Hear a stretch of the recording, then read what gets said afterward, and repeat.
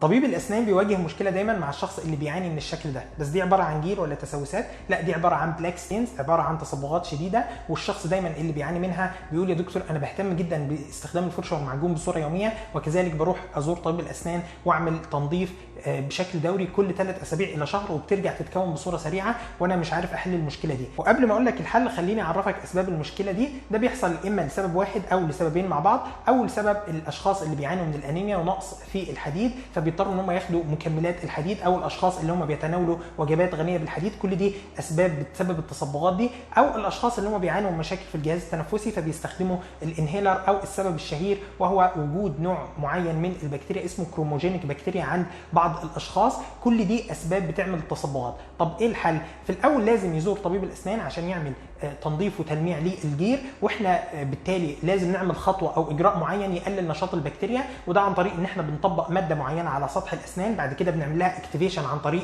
الليزر، فنشاط البكتيريا بيقل بنسبه كبيره، فالتصبغات ما بتتكونش الا على فترات متباعده، حتى لو رجعت ما بترجعش على المدى القصير، وانما ممكن ترجع بعد فتره اطول.